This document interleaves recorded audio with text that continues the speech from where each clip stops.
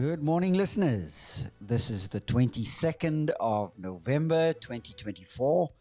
We are on the air at Fifth Connection, and I've got Theo at the other end of the microphone. Theo, how are you this morning? Yeah, and at the other end of the world, if there are any ends to the world.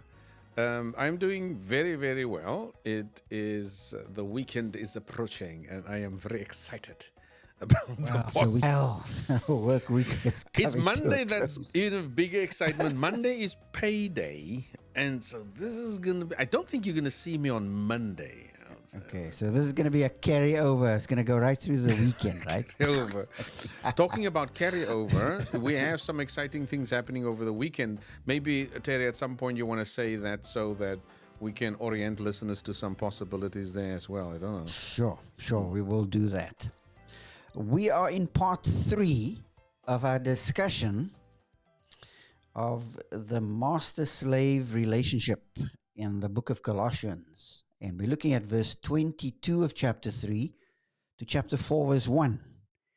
And we have entered a discussion now in terms of looking at the text and viewing ministry in the workspace / place as equal to that which happens in the assembly space.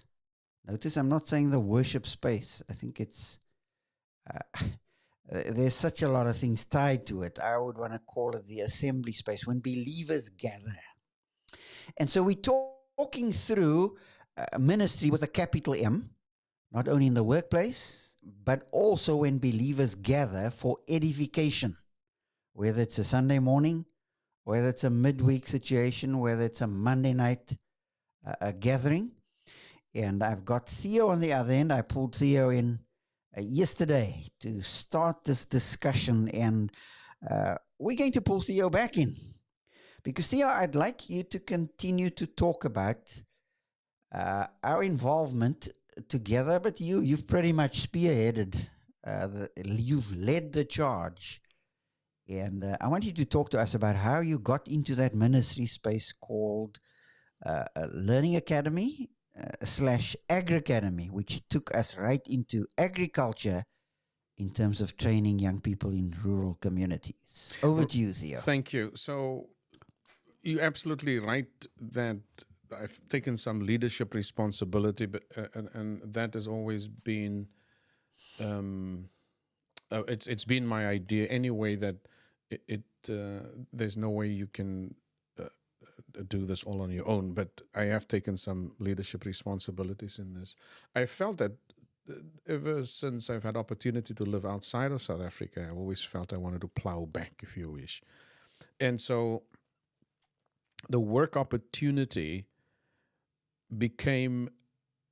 was born out of that desire. Let me start there.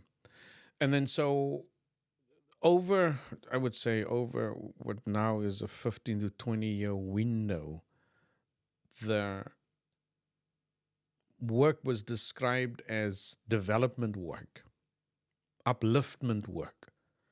So the term development is often used for non-profit initiatives that have the aim of benefiting folks who one would describe as living in under-resourced communities. I never liked the term. I still don't like the term, but that was the terminology that was used more. But more, I feel that communities are high-stakes communities, so that the risks are very high and you need to do something in that space in order to minimize or reduce the risks for not only that community, but for the wider community. So talk to us, Theo, about what the key question was in your mind that drove you into this direction. What was the question on the floor in these communities that were then, you felt, needed to be targeted in terms of upliftment? The needs. Absolutely the needs. You look at any surrounding or environment that you find yourself in, and you think, whether it is in the US or whether it's in Beijing in China, or whether it's in Italy, or whether it's in Brussels and Belgium, or whether it's in Sweden. You look at what is around and you inadvertently compare what you had or what you know folks close to you have back home, and you see a need. Now, I will not address the issue of comparison because even that I have a big problem with. But be that as it may, but seeing the need. And what would you say was the need? I think, Can you state it in a couple of sentences? yeah, I would say if we talk about the agriculture space where we do a vocational training for young people in rural settings, there was this basic need of sheer upliftment, the way you look at life, that your head is not, you don't look up, you are bowed down, you are turmoiled, you are troubled, you're worried, you're depressed, and that seeing all of that amongst the young people is very, very hard to see in rural settings in South Africa. And so, and of course, that's a need that I saw from the outside in. And I viewed that as a need because I felt that these young people were not able to see beyond the difficulties that they had. They were pressured by these very, very negative, pessimistic, negative experiences that they were, that was part of their daily routines. And so I suppose that seeing the sense of loss, the sense of just hopelessness, of course, exasperated, made worse by the fact that they had no regular income. And regular income is a big, big thing in rural settings. You can get maybe a job part-time. Even farmers, depending on what season it is, offer young people part-time work. But maybe out of that, Terry, I'm not so sure if you want me to address the specific needs out of that, but that's what I saw. That's what you saw. Well, what specifically then drove you into agriculture? Because now the need was for upliftment generally. Yeah. Low skill sets, levels, joblessness, no money. Why agriculture? Why did you feel agriculture was the angle to work in order to create upliftment in that community? Those communities. Yeah, I would say two things. One was just a little bug that bit me when I spent time with a good friend of mine in Brussels. And Stefan was communicating with me just the enormous amount of advancement in agricultural technology that would do, in his view, at least two things. Number one, it would give small-scale farmers, now these are farmers that are living, subsistence farmers, and it would give young people, those two groups, a new kind of interest in agriculture. So that was one aspect that pushed me. I think the other thing was that there was part of this was very normal.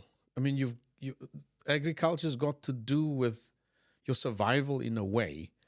And if you had a manner or if you had a way to support knowledge acquisition, skills development in that space in young people, they could feed themselves to start off with. They could meet some real basic needs there. And with technology, they could maybe begin to see new kinds of career possibilities within the agriculture space that was not there before. But the other big need, Terry, was this, because one had to address the issue of hopelessness and ineffectuality. That was the one, I was thinking quite a lot about that in those days. Because if you get a job, a part-time job, these young people, I get a part-time job, they earn a little bit of money, but nothing changes. I choose in from one small, casual, low-paying job to another one. And so I would imagine that you end up doing things and nothing really happens. There's no return. You don't feel that it's making a difference, a real difference. And I'd felt that agriculture could, if there's a, like we say in Afrikaans, a hupstootjie, some kind of gentle nudging, that they could begin to see the potential possibilities that this will not only bring for what we put on the table, but this could reorient the way they look at their future. This could be, there's a possibility of a brighter future here. And and the thing that really attracted me to that, I would think, well, other than your very gentle asking for my involvement, I don't think it was gentle. Hammer, I used a hammer. I had a gentle hammer. It's the view of looking at people as images of God. Images, GERS. Now, that's taking a verbal understanding of the word image bearer. An image bearer is one who represents God on planet Earth. Right. They are images of God. Yeah. And to view these young people as images is such an important thing because they are fellow human beings. And we had to sit with grappling with the question of what does it mean to be human? Because somehow inhumane tensions have risen in these communities, not by osmosis, but it's become very oppressive, people oppressing people.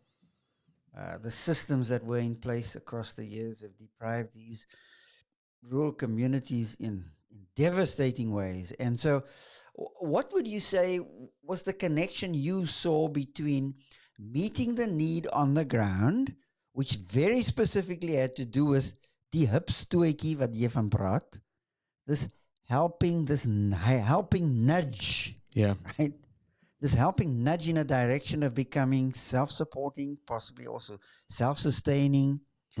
And what we are ultimately about is showing people what God looks like. Yes.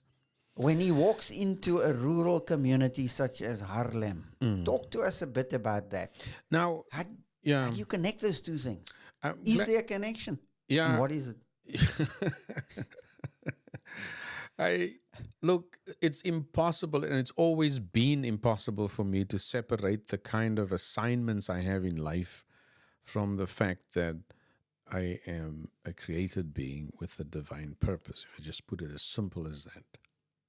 I've never ever looked at anything I touch as being separate from that. And walking into these communities, I'd always held that in a healthy tension. In fact, when we presented Agri Academy as a concept, as a vocational training concept, there were two elements that we introduced. The one was learning and earning. You don't have to wait until you've finished learning before you can earn. The model that we presented was you could earn while you are learning.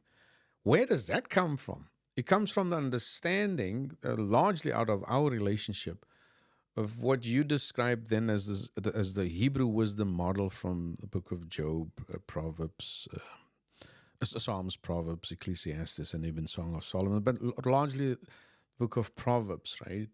Where you have this understanding that you learn to live. You don't learn as a separate activity from living. Learning and living goes together. So that was one thing. But the second thing that we did is, even when we described what was possible in agriculture as a career in 2019 to these young people, I felt it was very important to put at the heart of that this pursuit for wisdom under God. I've always felt that. That is utterly crucial. In fact, even when we worked with the principals in these conferences and wise ups that we had, you will remember, Terry, at every event that started, we unequivocally said, the way we start things here, we thank God. And so it's never been an annex or something that plaster that you put on, but that's been an inevitability. Folks around me, in at least the last three areas where I've lived, two maybe more specifically, Belgium and Sweden, have appreciated that and have sensed that and have looked at what we are doing, as as true assembly work in the Yeah. terminology you Oh, used earlier. lovely, lovely. An extension of that assembly's work Mm. across the seas. And I mean, your local church is involved in now looking at flying you out quite regularly while paying for your flights. Yeah. But this is agriculture. Mm. Well, they become bridges for the gospel. Yeah. Oh, They, they absolutely. are finding we have found bridges. We haven't built bridges. We have found them because they're Mm. all over the place. It's Mm. just a matter of looking for them and finding them. Mm. We used to have this idea of we build. Mm. Well, maybe it puts far too much emphasis on us. But God has placed them right before our eyes, and to cross those bridges as they become, apparent to us. Yes. And so I'm thankful for you in terms of how you've always put feet some of the very abstract ideas I've had. I think you've heard me say often in the conferences that we've had over the years. I Mm. preach it and Theo practices it. And that really has been somehow But how we it's a function together yeah. so well, And that in itself, I would say, Uh, is the functioning of the assembly. That's what God's people are supposed to be doing for and with each other, constantly nudging, yeah, constantly challenging. Because if the nudging is not there, if the orientation is not there, is if there's no time for thinking through things, through the kind of experiences that you have, that God has allowed you to experience, you know, it's I would not have had these springboards because that's what they were. And it's constantly like that. And another guy, a friend of mine, Stefan Frey in Belgium, he has the same role. He throws things into the dialogue coming from very, very specifically agriculture and vocational training orientations. And then I start thinking of, okay, how do you land this plane? And so it's the same. It's the same in yeah, our relationship. But we need that. yeah, We mustn't, think, this something is too philosophical. No, it's pushing you to think, because if you don't think right, you know, apart from not being able to absolutely. land the plane, my goodness, are you That's in the right. right plane? That's You right. know, it's And, just, and that's yeah. why, Theo, Mm. what we're going to do on Saturday at 10 o'clock, Yeah. God willing, is we're going to be talking to a number of friends of ours. We're going to be live on this channel, The Yeah. First Connection, at 10 o'clock on Saturday morning. And we're going to do it for a couple of Saturdays. And we're going to hear from people. We want to hear from people how people think and why they think the way they do. So Yeah. we're going to have some very interesting discussion with about 4 or 5 That's going to be great. people in the loop. And you're going to be right in there. And I Yeah, it's just going to have be to good. put a muzzle on you at times Yeah. because I'm otherwise I muzzle. won't. I am muzzleable if there's ever such a thing. Yeah. No, but that's But going to be this has been exciting. great, Theo. Thank Just you. talking back and forth like this. Folk have already just said how they've appreciated the interactive aspect. And we don't do this all the time Yeah, in the mornings, but we've thought this was an important one to do. So, absolutely. Theo, back to you to end off with that Yeah, wonderful song that yeah. we I'm took. just pondering over Andre's song "I'm Alive," and so we'll end with that. Thank you so very much for joining us on this day. We wish you a wonderful weekend, and we welcome you back tomorrow morning, as Terry said, on Saturday morning, 10 a.m. We will be live here on the Fifth Connection, and we'll be joined by a few guests. That will be the first of a kind. It is bound to be very, very fascinating and interesting.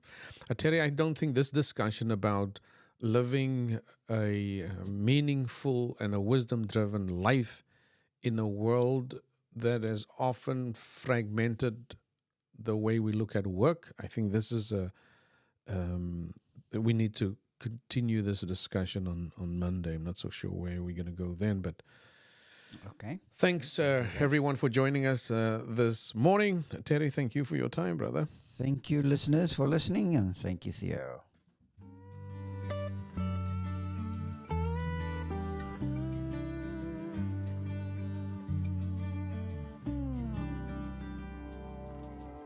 There's a way that seems alright sometimes, but the end can be addressed a lie in disguise. Had my share of bad choices, broken dreams, disappointments.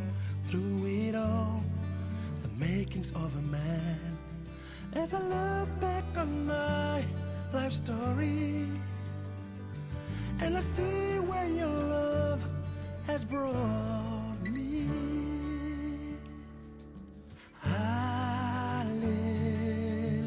Hallelujah, I'm alive.